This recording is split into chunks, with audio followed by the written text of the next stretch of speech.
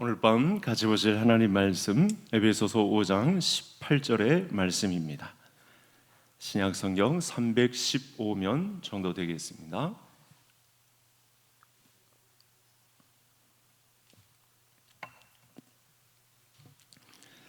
에베소서 5장 18절 우리 한 절인데요. 우리 다 같이 함께 합독하시겠습니다.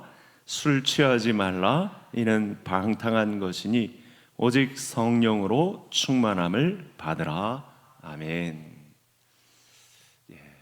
오늘도 예수 그리스도를 믿고 내 안에 좌정하신 우리 성령님과 함께 걷는 이 시간 되고, 또 하나님의 말씀을 통해서 우리 인생의 항로가 새롭게 수정이 되고, 오늘 주시는 이 말씀을 통해서 변화의 걸음을 옮겨놓는 우리 성도님들 되시기를 간절히 소원합니다.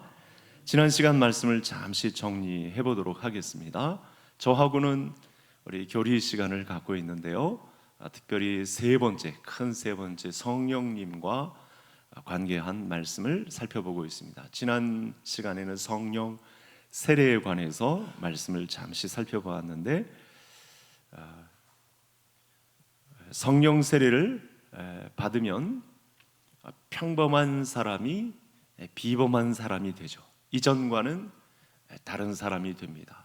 왜냐하면 이전에는 이 땅의 것을 생각하는 옛사람에만 심취해 있지만, 성령을 받으면 하늘의 것, 새로운 것에 관심을 갖게 되기 때문에 세상이 감당할 수 없는 상태로까지 이 사람이 변화가 됩니다. 그 단초가 되는 부분이 예수 그리스도를 믿고 구원받은 이후에 우리 안에 좌정하신 성령 세례를 통해서 이게 확증이 된다라고 하는 말씀을 나누었습니다. 그래서 우리는 지금 우리 예수님께서 그리스도의 영으로 열어놓으신 새로운 시대를 살아가고 있다. 지금은 은혜 받을 만한 때고 지금은 구원의 날이다. 사도 바울의 말씀을 빌려서 이런 상태까지 있다라고 하는 말씀을 드렸습니다. 그래서 우리가 성령 세례를 받은 이후에 그런 경험이 저와 성도님들에게 다 있을 수 있습니다. 예전에 내 감정대로 살던 것, 또 내 욕심대로 살던 것, 내 성질대로 살던 것, 이런 것들이 다 미워지고 사람의 기질대로만 사는 것이 얼마나 비참한가, 이런 문제가 신앙생활을 하다 보면 자꾸만 다가오게 된다. 그래서 이제는 내 인생의 항로를 하나님께 맡기는 것, 하나님께 이 성령님께 내 운전대를 맡겨드리는 것, 이것이 현명하다라는 결정까지 성령 세례를 통해서 우리가 결정할 수 있다. 우리 성령 하나님은 인격이시기 때문에, 성삼위 하나님 모두는 인격이시기 때문에, 그래서 자기를 우리의 인생에 나타내시고 우리에게 동의를 얻습니다. 물론 어떤 사람에게는 일방적으로 불가항력적으로 임하시기도 하지만, 대부분 우리 성삼위 하나님은 인격이시기 때문에 우리의 동의를 얻습니다. 이런 인생을 내가 아들 예수 그리스도를 통해서 보여주었는데, 예수님의 사람 제자의 삶을 살 것이냐에 대한 도전을 주시죠. 그리고 그 길을 따라 살지 않으면 편하지 않은 그런 마음의 동요도 우리에게 허락해 주시는 그런 선한 마음을 우리에게 주셔서 인생 항로를 예수 그리스도께 맞추고 끝까지 걸어갈 수 있는 그 동력을 우리에게 주시는데, 그 첫 성령 세례를 받은 이후에 필요한 것이 또 있는데, 보혜사 성령님께서 우리에게 충만하게 하시는, 이걸 지속적으로 인생 항로를 마칠 수 있는 그 시간까지 우리 안에 그리스도의 영으로 충만케 하시는 성령 충만도 있다라고 하는 사실을 오늘 이 시간에 잠시 나누어 보려고 합니다. 자, 그래서 오늘 이 본문 말씀 우리가 한 구절만 읽었지만 어떤 본문과 관련이 있는지를 살펴볼 텐데, 우리 앞에 화면을 한번 보시겠습니다. 오늘의 말씀이 이 성령 충만과 관계된 내용이 무엇인지 우리 15절, 16절, 17절까지 읽겠습니다. 그런즉 너희가 어떻게 행할지를 자세히 주의하여 지혜 없는 자같이 하지 말고 오직 지혜 있는 자같이 하여 세월을 아끼라. 때가 악하니라. 그러므로 어리석은 자가 되지 말고 오직 주의 뜻이 무엇인가 이해하라. 여러분, 때가 악할 때에는 하나님이 규정하시기를 저와 성도님들이 남은 해, 또 세상의 마지막 날을 살아갈 때는 악한 세상이 있습니다. 왜냐하면 공중권세 잡은 자에 의해 하나님께서 허락된 시 공간에 악한 이 영적 존재들에 의해서 많은 사람들이 현혹되고 또 그 길을 따라가는 강대의 강을 이루고 있는 구도 속에 저와 성도님들이 악한 때를 지나고 있습니다. 그러니까 우리가 하나님에 의해서 예수님의 사람 제자로 살아갈 때는 두려움 없는 전진을 감당하기도 하지만 이 세상은 악한 세상입니다.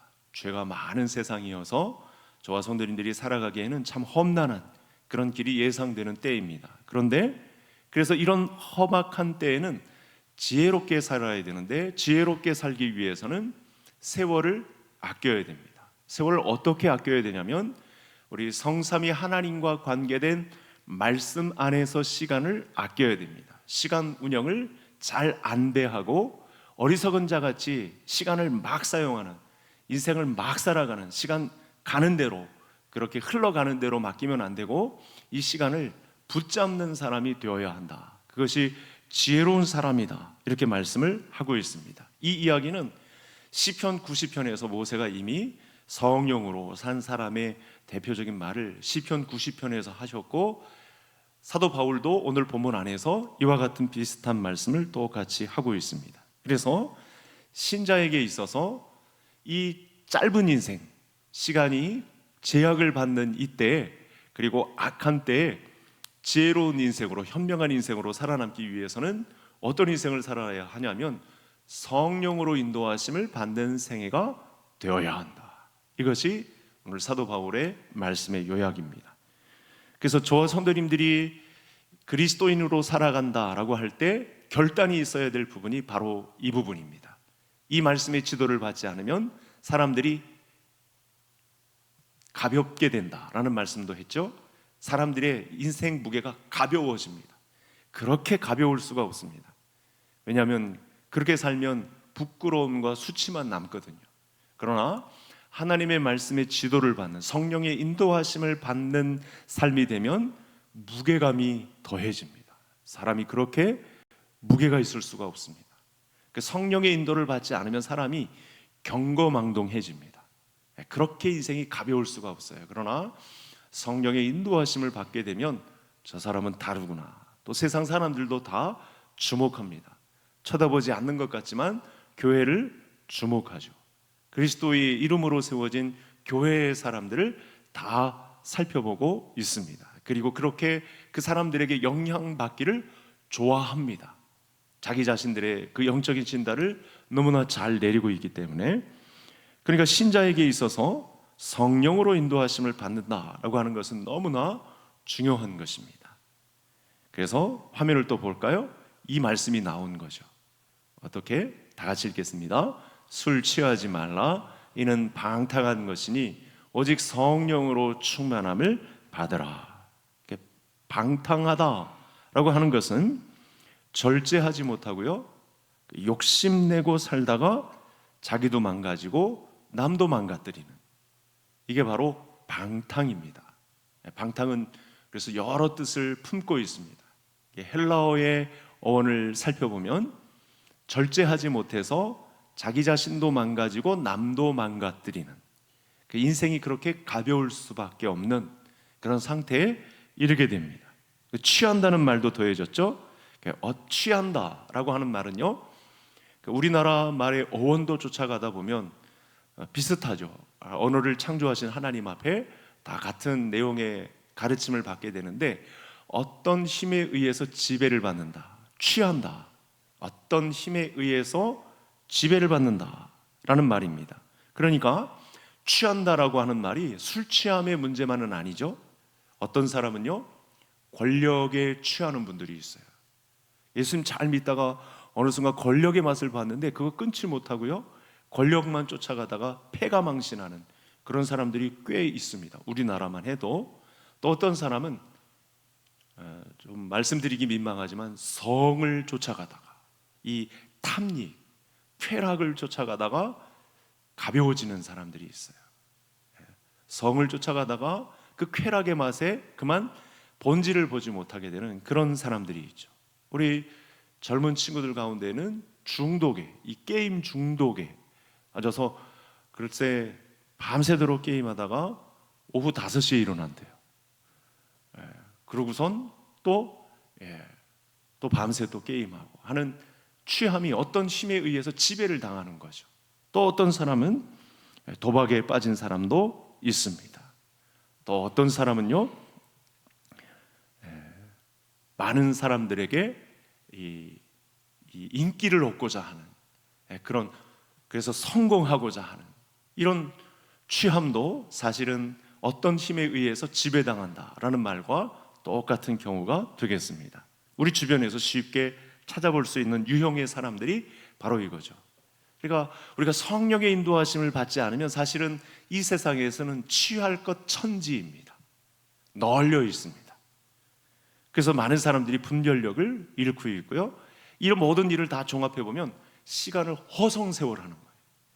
그러니까 하나님 앞에서도 시간은 금인데 금쪽 같은 시간들을 다 낭비하고 있는 거죠. 그래서 세월을 아끼라. 모세는 뭐라고 했냐면 시간 계수 잘해라, 시간 계산 잘해라, 시간 분배 잘해라, 하루 24시간 허투루 1분 1초를 낭비하지 말아라. 그건 뭐냐면 성령의 인도하심을 받으면 지혜로운 인생이 된다. 그렇지 않으면 이 세상의 어떤 영적 힘에 의해서 지배를 받는 취함이, 방탕함이 너희들을 기다리고 있다라고 하는 말씀이 오늘 본문 안에 가르침이 되겠습니다.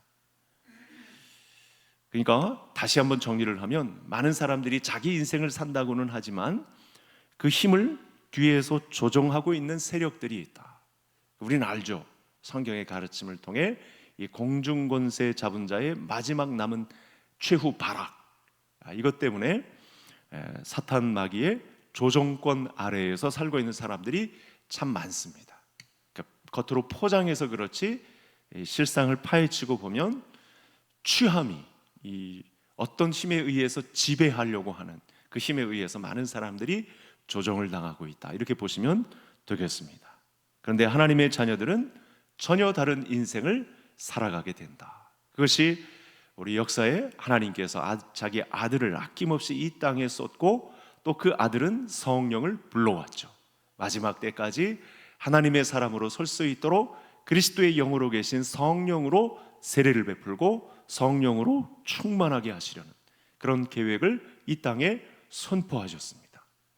그런 말씀의 은혜에 저와 성도님들이 지금 이 시대를 살아가고 있는 것입니다. 그래서 성령으로 우리는 충만한 삶을 사는 것, 그리스도께서 우리에게 자기를 소개하시고 우리가 예수 그리스도를 믿음으로 즉시 좌정하시는 분은 성령님이시고, 그때의 경우를 우리가 성령 세례라고 배웠고, 그 이후로는 우리에게 이 세상에 취하는 것이 아니고 성령에 취해서 살 수 있는 성령 충만의 기회가 저와 성도님들에게 마련되어 있다라고 하는 측면에서 성령 충만을 해석할 수 있다. 이 말씀의 도전은 엄청난 거죠. 그래서 오늘 본문에는 오직 성령으로 충만함을 받으라.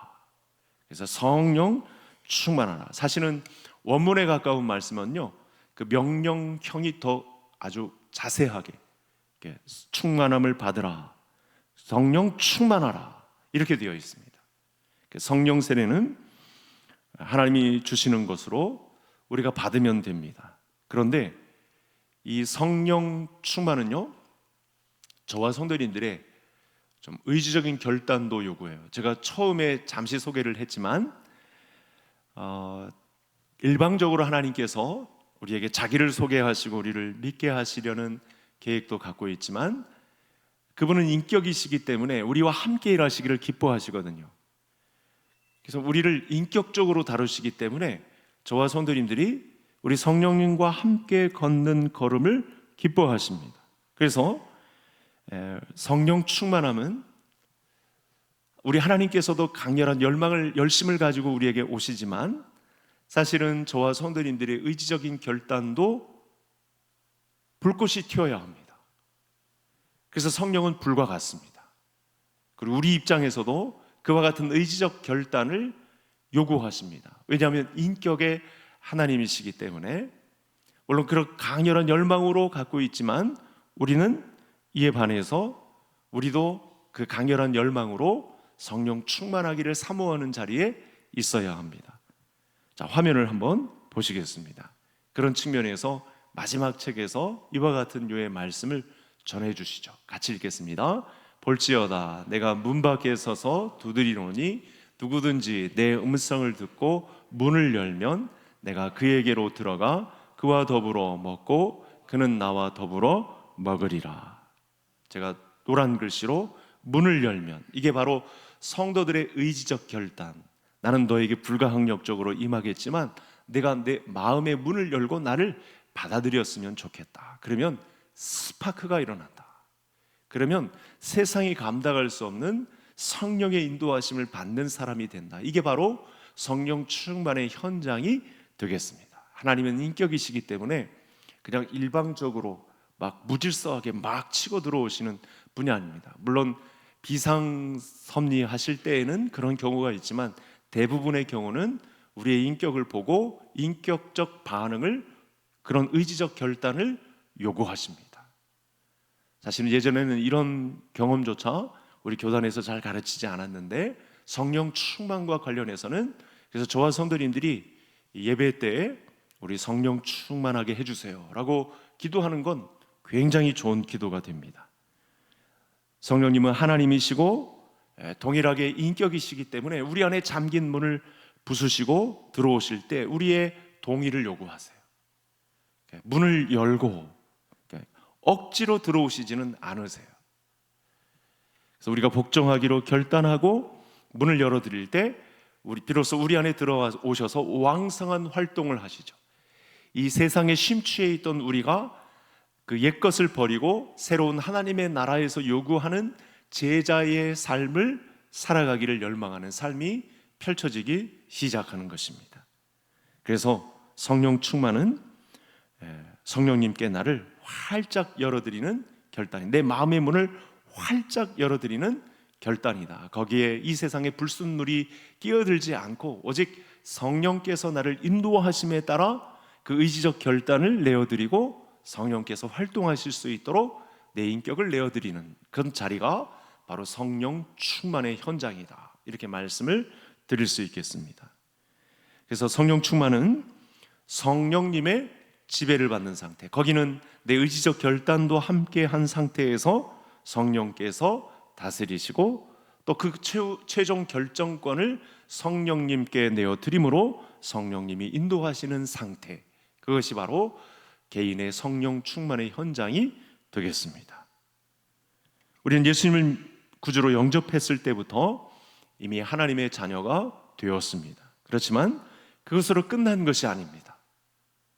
그때부터 성령님은 우리에게 끊임없이 말씀하시고 삶의 모든 영역에서 그 의지적 결단과 함께 가기를 원하세요. 인격이시기 때문에. 그러니까 우리가 이런 말씀의 가르침을 받지 않으면 사실은 뭐 어떻게든 되겠지, 그런 막연함을 가지고 신앙생활을 할 수 있어요. 언제 어느 순간 하나님이 내게 강력히 임하셔서 나를 지도해 주시겠지, 뭐 이런 식으로 뭉뚱그려서 신앙생활을 할 수 있는데, 성령 충만과 관련해서 하나님 입장에서도 우리 마음의 문을 열고 그분을 초대하고 그분의 최종 결정권을 내가 내어드림으로 내 인생이 시간 낭비하지 않고 지혜로운 인생을, 현명한 인생을 살아갈 수 있도록 그분께 내 인격을 내어드리는 것, 이것이 성령 충만의 시발점이 된다라고 하는 사실을 나눈 것입니다. 그래서 성령 충만이란 성령님께서 내게 말씀하실 때마다 이제는 아멘 하고 그렇게 되기를 원합니다. 그렇게 따라가는 거죠. 그러면 성령 충만이 지속되는 기쁨을 누릴 수 있습니다. 그러면 조급하지 않고 이 세상의 어떤 성과주의에 따른 조급함 갖지 않고 여유 있게 좀 천천히 가더라도 성령님께 내어 맡긴 인생, 나를 다그치지 않고 나를 억지 주장하지 않게 하시고 성령님께 내어 맡긴 인생, 자유함 속에서 또 기쁨, 즐거움, 이 구원의 즐거움을 가지고 그 일을 감당할 수 있도록 우리를 인격으로 달래시고 성령의 인도하심을 받게 하신다는 것입니다. 그래서 성령 충만한 사람은요, 생각이 달라집니다. 하루 첫 시간을 열면서부터도 생각이 성령님께 모아집니다. 그리고 언어도 달라집니다. 언어도 달라지니까 행동 양식도 달라집니다. 그래서 제일 처음 변화가 나타나는 곳이 가정입니다. 그래서 성령 충만하라, 성령 충만하라는 말씀은 현재 진행형이어야 합니다. 언제 사그러들고, 언제는 못하고, 언제는 하고, 그게 아니고 지속적으로 주님 오실 때까지 나를 부르시는 그 순간까지 계속해서 갈 수 있는 상태가 성령 충만한 상태입니다. 모든 상황 속에서 성령님의 인도하심을 받고 가는 상황. 제가 언제가 한번 설명드렸나요? 저는 오늘 저녁에도 넥타이가 몇 개 있습니다. 오늘 저녁에 수요 예배 성도님들 만나는데 어떤 넥타이를 매는 게 중요할까요? 이렇게 묻습니다. 일부러. 그런 경험을 해나가는 거죠. 오늘 우리 자녀들이 학교에 가서 공부를 하는데 제가 일터에 나가서 일을 하게 되는데 어떻게 할까요? 묻는 것입니다. 내 인생의 주재권을 성령님께 맡겨드리고 그 인격이 교차하는 경험을 갖는 것, 그 시간이 성령 충만이다.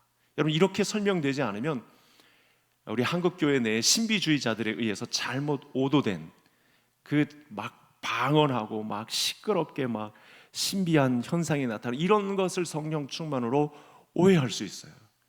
그러면 그런 시간이 지속되지 않으면요, 답답해서 견딜 수가 없어가지고 막 그런 뜨거운 현장만 막 찾아가는 그런 기형적인 신앙을 받을 수 있습니다.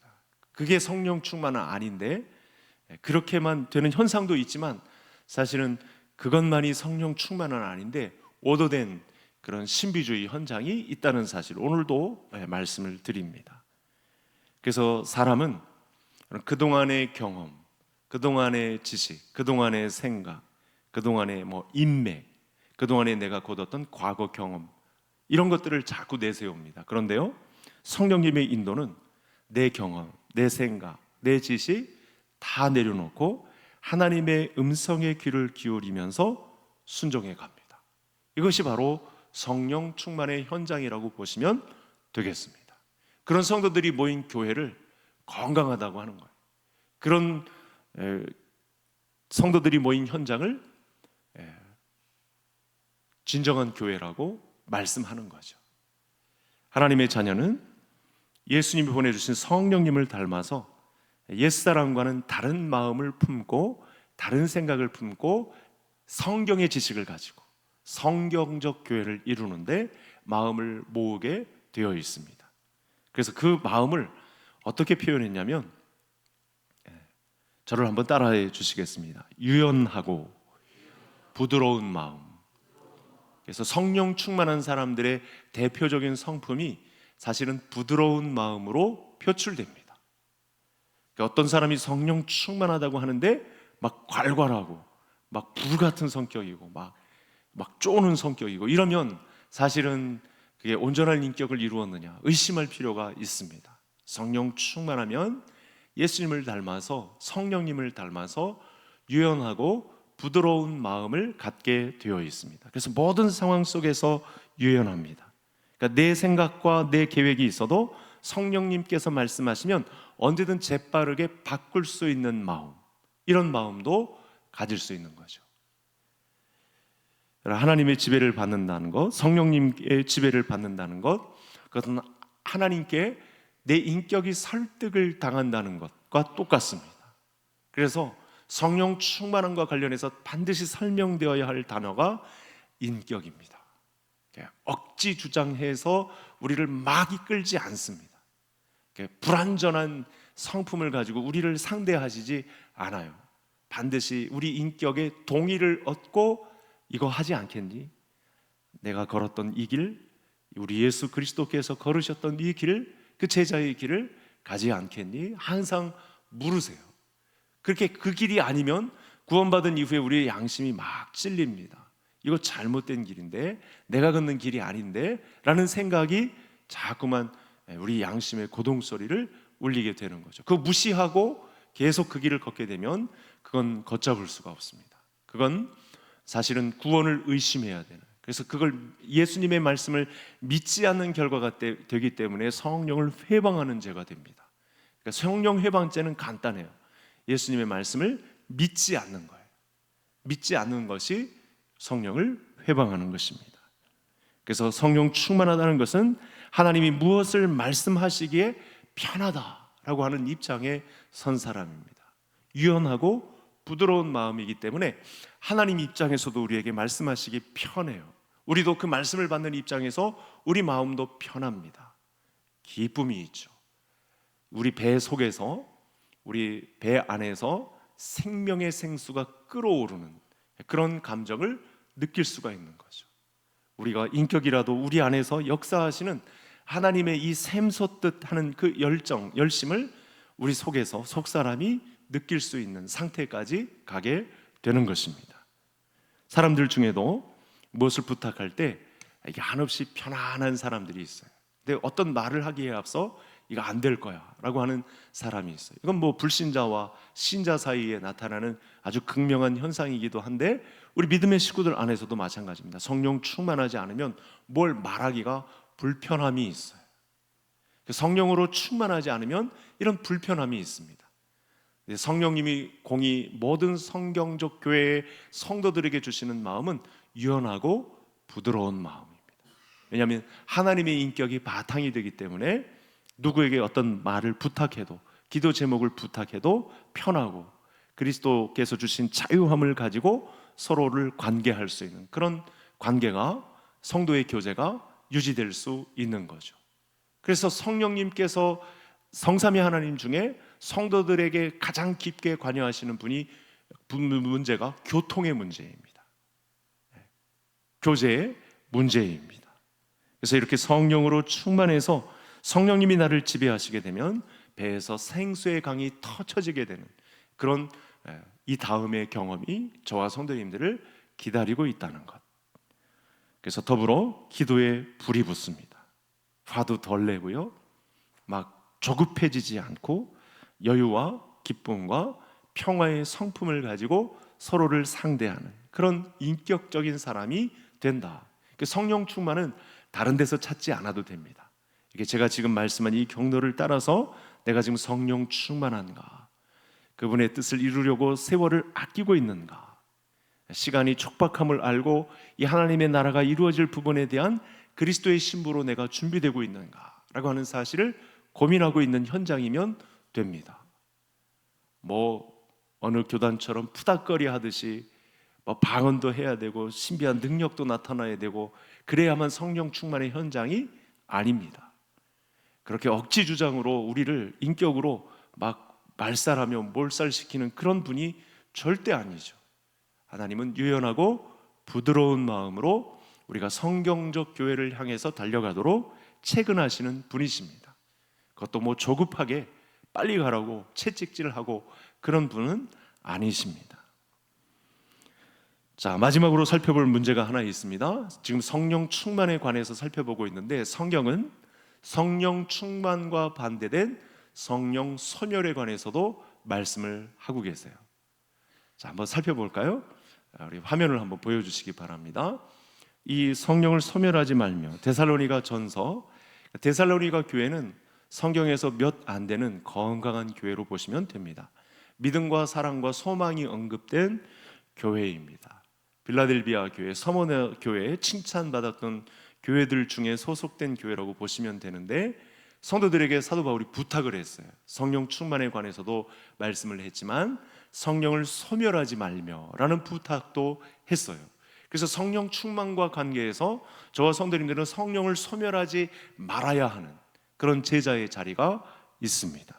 여기 지금 공동 번역과 이 NIV, 그러니까 원문에 가까운 성경을 보면 이 성령을 소멸하지 말라라고 하는 말을 불을 섞었어요. 성령은 불과 같잖아요. 예. 불을 꺼트리지 말라라고 되어 있어요.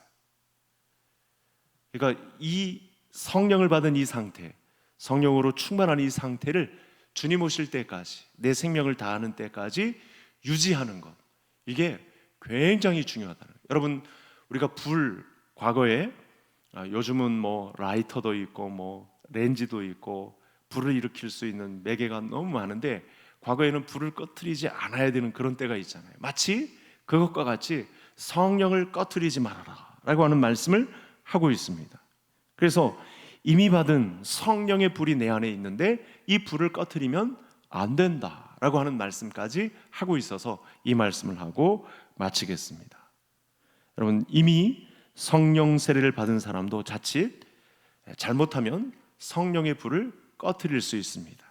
그래서 여기서 중요한 것은 여러분, 소멸의 대상이 성령님 자체는 아니고 성령님이 주시는 감동을 꺼트릴 수 있는 그런 인격적 상대인 내가 바로 이 인격의 주체인 성령님과 합하지 않고 내 맘대로 할 수 있는 부분, 이게 바로 성령의 소멸과 관계가 있다는 겁니다.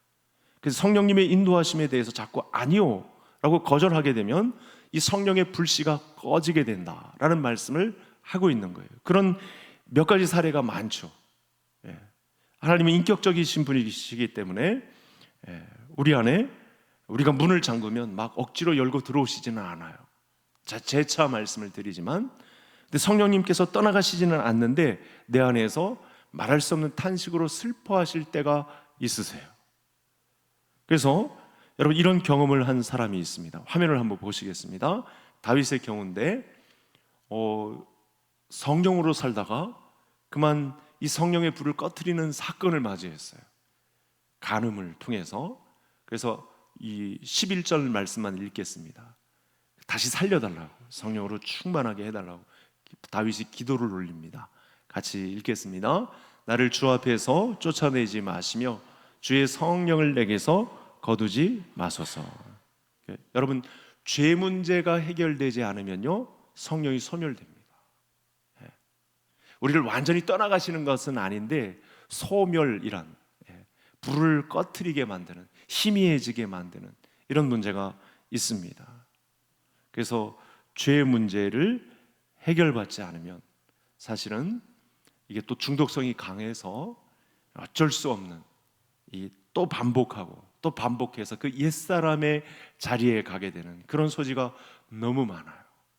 그래서 그리스도인 가정들 중에 지난 주일 오후에도 말씀을 드렸습니다만, 말하자면 성적인 문제, 우리의 쾌락을 조장하는 문제, 뭐 우리 자녀들에게 있어서는 이 게임이 주는 그 중독성의 문제, 이게 성령을 소멸시킬 수 있는 아주 큰 문제로 다가오게 되죠. 여러분, 다윗이 바세바와 간음을 했을 때 성령님께서 얼마나 분노하시고 슬퍼하시는 거죠. 그러니까 소멸이라는 단어를 성령님의 분노와 성령님의 슬픔으로 바꿀 수가 있어요. 얼마나 슬퍼하실까요? 얼마나 막 분노하실까요? 그 상황은 다윗이 그랬다면 저와 성도님들에게 일어나지 않으리란 보장이 없어요. 그래서 성령을 소멸하지 말며 그 감정을 이렇게 밝힌 것입니다.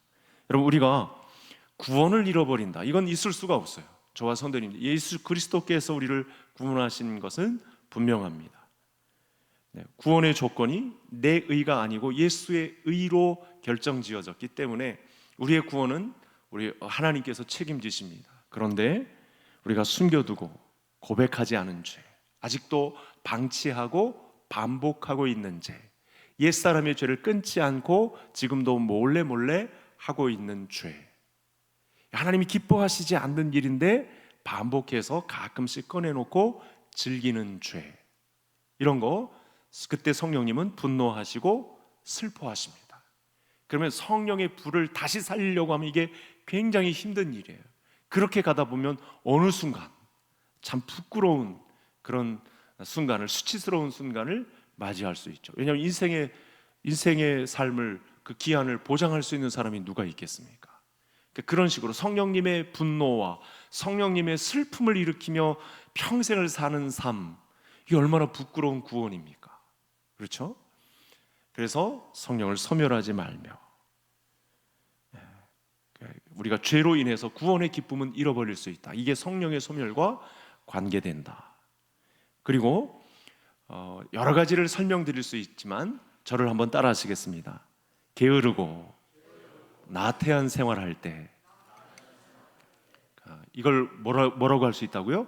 성령의 소멸을 말할 수 있는 거예요. 우리가 인격으로 관계하시는 성령님께서 우리의 신앙의 삶이 게으르거나 나태할 때, 우리가 마땅히 주의 일을 감당하는 자리에 있어야 되는데 주의 일을 하지 않고 세상 일에 몰두한다든지, 세상의 물질의 영향을 받는다든지, 세상의 성공에 부러움을 표한다든지, 이런 지극히 성경적이지 않은 삶을 가지고, 또는 내 집은 만민이 기도하는 집이라 했는데 기도하지 않고, 이것도 게으르고 나태한 형국에 소속되는 것입니다.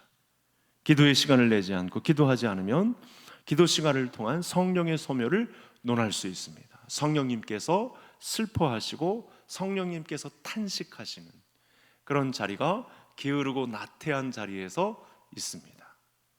반대로 여러분, 작은 은사를 받았는데 이 하나님 나라를 위해서 남이 모르게 그래도 꾸준히 좀 부족한 시간 쪼개서 잠잠히 조용히 하나님 나라를 위해서 쓰임을 받는다. 시간을 배분해서 시간 계수 잘해서 세월을 아끼는 사람이 있다. 그러면 성령 충만한 것입니다. 그래서 작은 소자라도, 작은 사람이라도, 작은 은사라도 주의 일에 쓰임을 받는 것. 그러나 게으르거나 나태함을 용납하지 않고 하나님의 말씀 생활과 기도 생활과 성도들의 교제 생활과 전도하는, 선교하는 삶을 살아가게 되면 우리 삶이 업그레이드 될 수 있습니다. 성령 충만한 상태에서 얼마든지 그리스도의 장성한 분량으로 상향될 수 있습니다. 이것이 성령 충만과 관계에서 성도님들과 도전을 함께 나눌 수 있는 말씀입니다. 그래서 우리는 영적으로 게으른 생활을 하면 안 됩니다. 여러분, 제자들이 이 어떤 아이를 향해서 귀신을 쫓아내야 되는데 쫓아내지 못하자 그 부모가 아이를 예수님께 데리고 와서 따졌습니다. 왜 제자들이 이 아이를 쫓아내지 못합니까? 예수님도 제자들에게 묻죠. 또 제자들도 묻습니다. 왜 우리에게 이런 능력이 나타나지 않습니까? 이렇게 묻습니다. 과거엔 됐는데 왜 지금은 안 됩니까? 이런 질문을 하거든요. 그래서 제가 두 번째 도전을 드렸던 이 말씀과 함께 예수님이 아주 중요한 말씀을 하세요. 같이 한번 마지막 화면을 보시겠습니다. 자, 마가복음 9장인데 같이 읽겠습니다. 이르시되 기도 외에 다른 것으로는 이런 종류가 나갈 수 없느니라. 저는 이렇게 본문을 이렇게 해석하고 싶어요. 제자들이 기도를 게을리해서 악한 귀신을 쫓아낼 수 없었던 거죠. 기도를 게을리했기 때문에, 그 능력만 믿고 막 나가섰기 때문에, 성령 충만하지 않았기 때문에 바로 이런 문제가 발생한 거죠. 그래서 영적인 능력, 성령 충만은 하나님의 말씀과 기도에서 나오는 것입니다. 세상의 취미 생활이나 세상 친구들과의 어울림, 당연히 우리를 나태함과 게으른 자리로 초대할 수 있는 무서운 자리입니다. 그래서 되도록 피해야 합니다. 그게 끊어진다고 해서 아파할 거 없습니다. 괜찮습니다. 우리가 성령 충만으로 갈 수 있는 아주 단서를 제공한 아주 중요한 부분이기 때문에 우리에게 성령이 임하시면 변화와 기적이 가깝습니다. 저와 성도님들이 하나님의 나라를 앞당길 수 있는데 그 수많은 천군 천사들과 함께 둘러서 하나님의 편에서 활동한 이력이 더 자세하게 되는 그런 삶이 성령 충만한 삶과 관련이 있습니다. 죄 짓는 일도 그러면 뜸해집니다. 점점 사랑하고 용서하는 마음도 결백해집니다. 쉽게 정리가 될 수 있습니다. 삶이 그리스도의 십자가와 부활로 단순해질 수 있습니다. 우리가 예수를 믿고 구원받았을 때 놀라운 성령님이 우리와 함께 계십니다. 우리 안에 아예 자리를 깔고 계십니다. 그 이후로부터 성령님이 우리에게 보내시는 신호는 나는 너와 계속 함께하고 싶다. 내가 세월을 아끼는 가운데, 시간 배분, 시간 계수 잘하는 가운데 나는 너와 함께 보폭을 맞추고 싶다. 내 인격을 내게 열어주지 않겠니?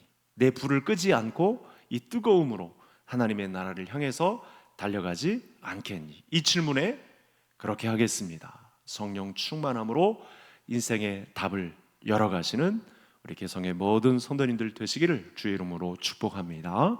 하나님 아버지